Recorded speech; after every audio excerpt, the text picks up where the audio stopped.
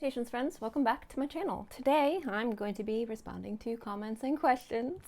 I have been a little AWOL again. I think I'm going to be a little AWOL until the end of this year.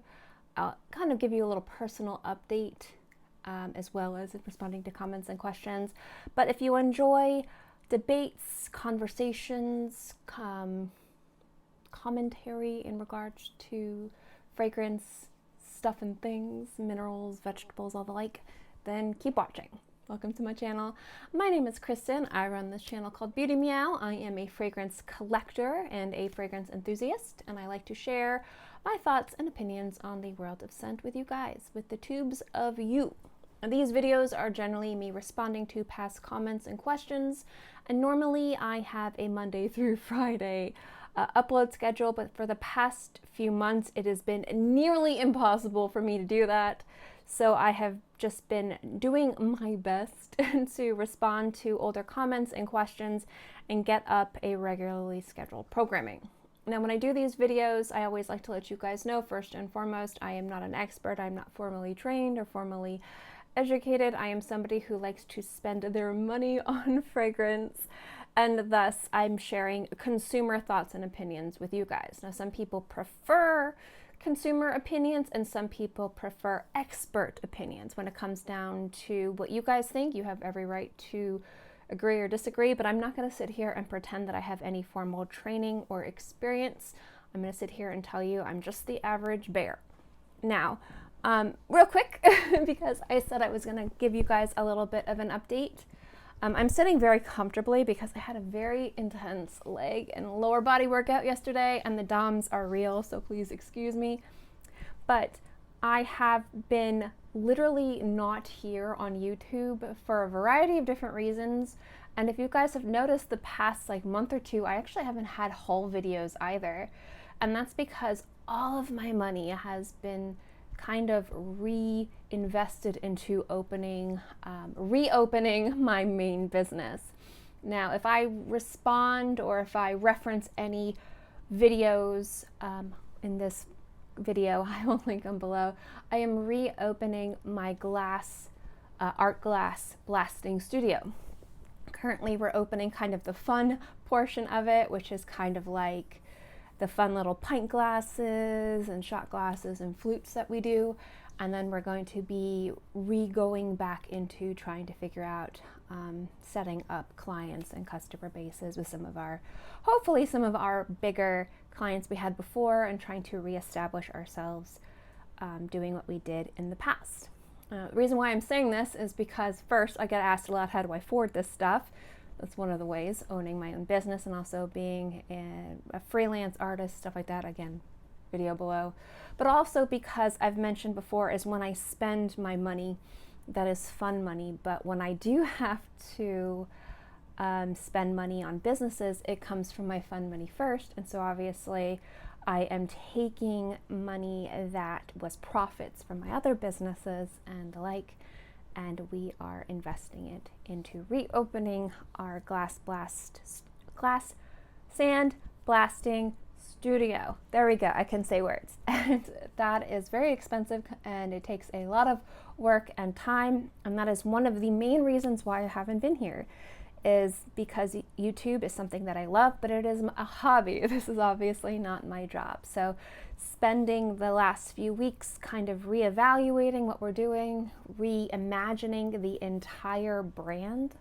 I'm literally looking at hundreds of glassware right now. If you see that I'm kind of in a different area, a little bit not how I'm normally filmed, the chair's a little bit moved, the lights are a little bit different. That's because this studio, my workroom, again, when I took you through a tour of my collection and I showed you the lights and everything, that's because this was set up to be a product photography studio. So we have hundreds of glasses in this room, and we are going to be taking videos and photographs of all of our glassware. So that is what we've been doing, and that's why I haven't been here. So once we have that all completely done and up, I will definitely share that with you guys. And I do have some fun fragrance related designs too, because why not? I am excited for that. But that is where I've been, aside from being sick, aside from currently Hurricane Nicole is raging outside right now. And also a lot of doctor's appointments and personal stuff has been going on, but this has been very exciting, and I've kind of hinted the past month or two that things have been happening on this side that have kept me from filming, and this is what we were talking about. And until we had all of the equipment set up, until we had all of the things finagled and figured out the logistics of everything, I didn't want to say anything, but I'm very excited for this because this is something that I love doing. And I'm excited to be able to do it again. So that is why I first haven't had any fragrance hauls, because I like to spend my money when I have extra money on scent, but I haven't had any extra money because I've been reinvesting it in one of my businesses, my main business. And the other thing is just, you know, I'm a spoonie. I have chronic illnesses. I've talked about that many times, and all of my extra spoons have been spent on this, but it's been good. It's been wonderful, so I'm excited for that. So let's get into why you guys are actually here, which is responding to comments and questions. And the first one is on my older video. This obviously has been updated, but my collection of Francis Kurkdjian. So this was me talking about my current collection of Francis Kurkdjian. I think I added at least 2 or 3 bottles since then. And this comes from Cheryl B, and their comment is, nice MFK collection. Ever smelled Sail de Gum or Absolute pour le soir? If yes, what did you think? And I know I mispronounced half that stuff, so I'm sorry. So I actually used to own Absolute. I sold it for a medical procedure a long time ago. Again, also talking about if I have to dip in for procedures, again, being a spoonie, having multiple chronic illnesses, invasive procedures that are very expensive that insurance doesn't cover, gets expensive. The first place I go to is here if I need to do that. I sold it. I am so sad I sold it because I loved it. It was beautiful. And Sail de Gum, I did smell. That was beautiful too. I do love MFK. I do want to own most of the fragrances that he has in his lineup. I haven't gotten around to purchasing all of them, but I will say that those are 2 that are absolutely beautiful, and I am having seller's remorse from selling that particular bottle, but I do know that the person that sold it loves it, so that's okay. That I sold it to loves it, so I do know it went to a good home. But yes, I've smelled them and they're amazing. Actually, when I bought Beau La Parfum, it was between those 2 and I got the other one, but I should have gotten both, to be completely honest. This is not random, this has been a constant thing the past few months. This is from Jenny Pie, I think it was my last responding to comments and questions video. Their comment is, Sunbird was horrible 5 years ago. I can't even imagine how bad they are now. I finally got my September Sunbird and I got my October Sunbird. I'm not quite sure what's up with my November Sunbird, but I'm still debating on just canceling it. If this is your first time tuning in, or if you're unsure what's happening, September Sunbird didn't process until the very end of September, but I didn't get it until literally almost the very end of October. And then like a few days later, I got my October Sunbird. So they have been horrible for fulfillment. And I've talked about this before, is they market themselves as a monthly, like this is your July pick, this is your September pick, this is your November pick, this is your August pick.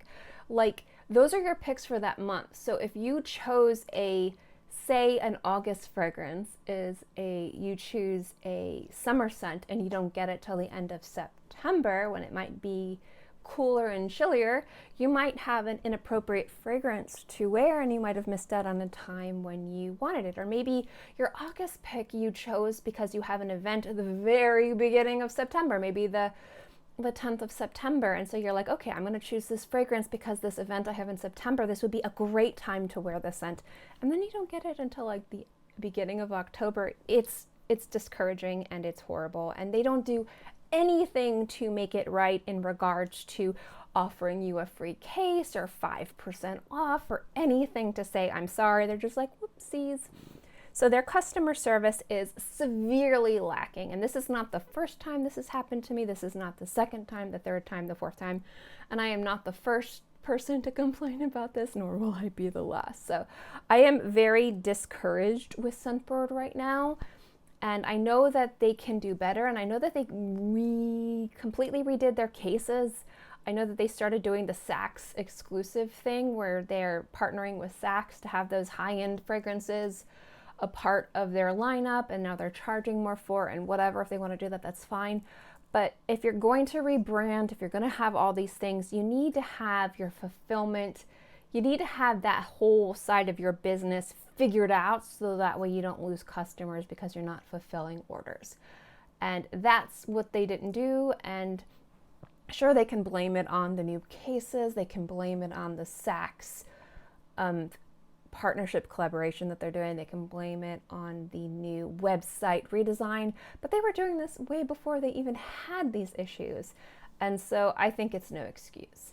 So I have been very vocal about how upset and angry and disappointed I've been in Sunbird. Can they make it up to me? No, because it's nothing to make up. The making up would have been at least paying their IT person to create like an email to at least say, hey, we're sorry that your order's taking longer than normal. It's processing. Like, they didn't even send a blanket apology email for the people who have the orders taking a longer time. Like, they don't even have the niceness and the customer service forefront to do that at least. It's just horrible and incorrect. And so doing it after just seems like, A, they wouldn't, and B, it would just be them trying to smooth over bumps and lumps that shouldn't have been there.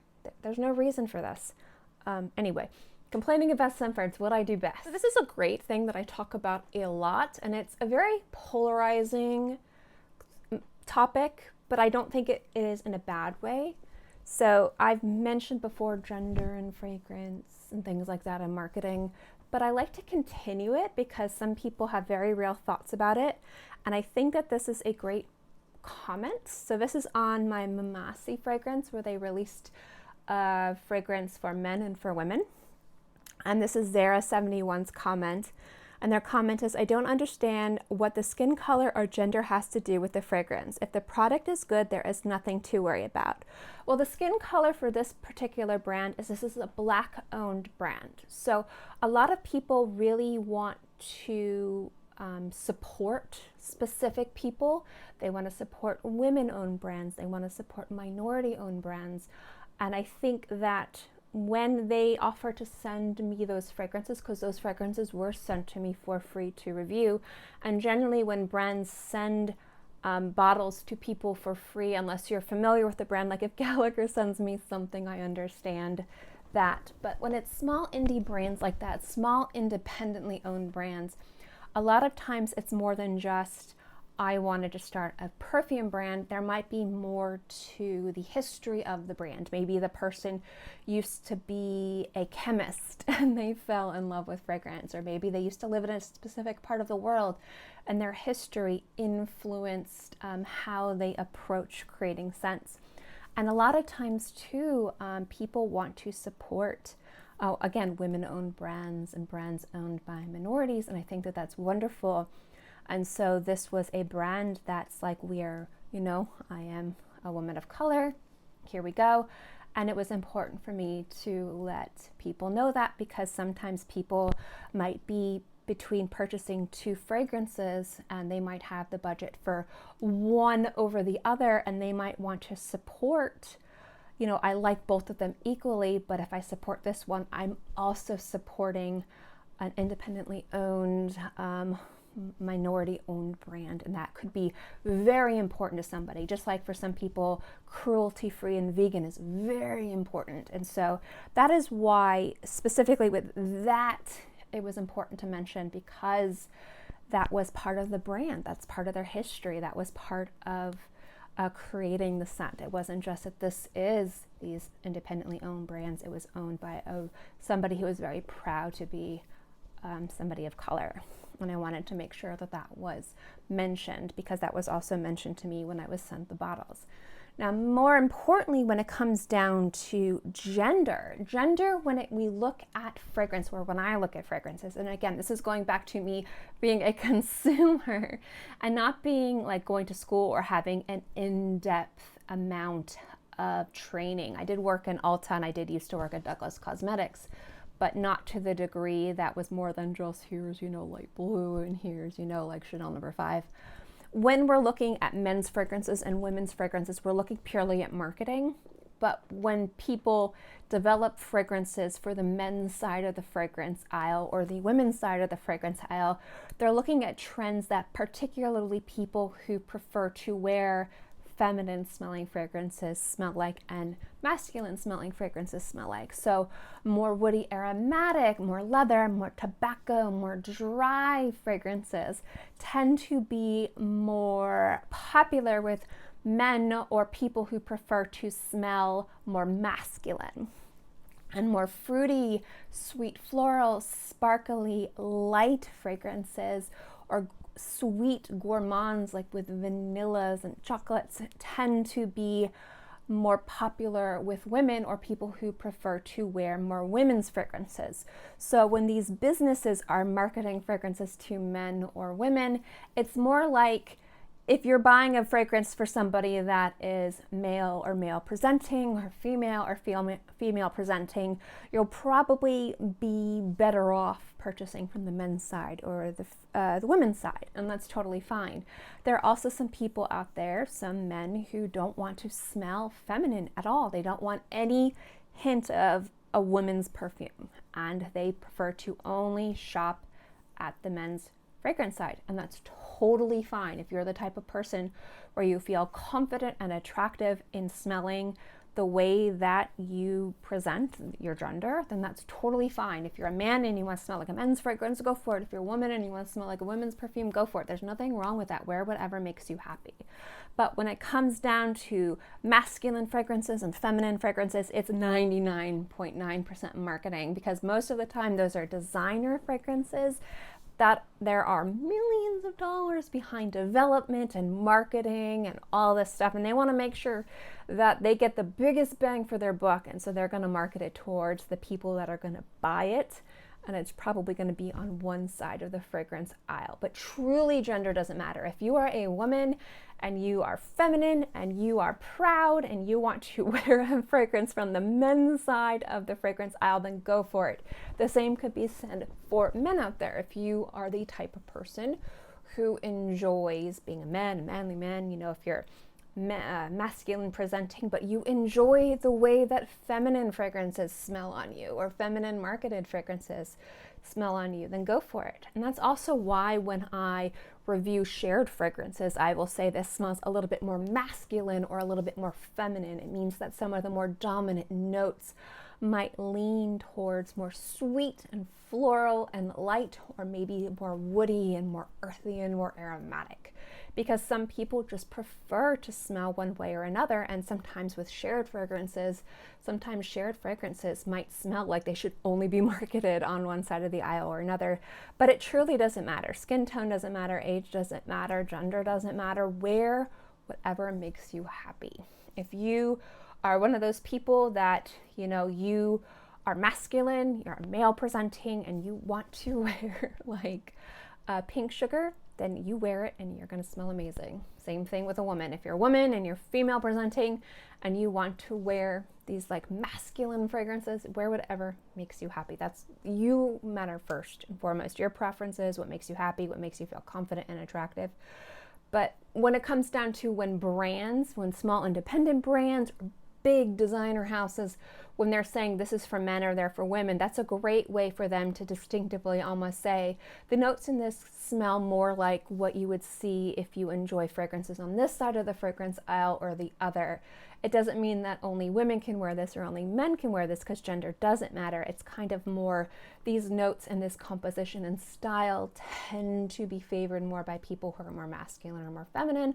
And so if you're purchasing one for a gift or for yourself and you prefer one side of the fragrance aisle or another, it kind of helps you make a choice. Anyway guys, that's my video. I didn't want this video to be too long, and like I said, quite literally I have to photograph hundreds of bottles and also deal with Nicole. Even though Nicole is not hitting us too hard, she does do a lot of yard damage, so I have to get ready for that. So thank you guys so much for watching this video. I hope you enjoyed it. If I'm looking kind of weird, it's because my lights are set up kind of weird over here. And I'm sitting like 3 feet closer to where I usually film, so it's a little bit different than what I'm normally used to. So again, very sorry if I look a little bit more deer in headlights than normal. As soon as I get my photography, my product photography figured out, I will be back to a normal schedule.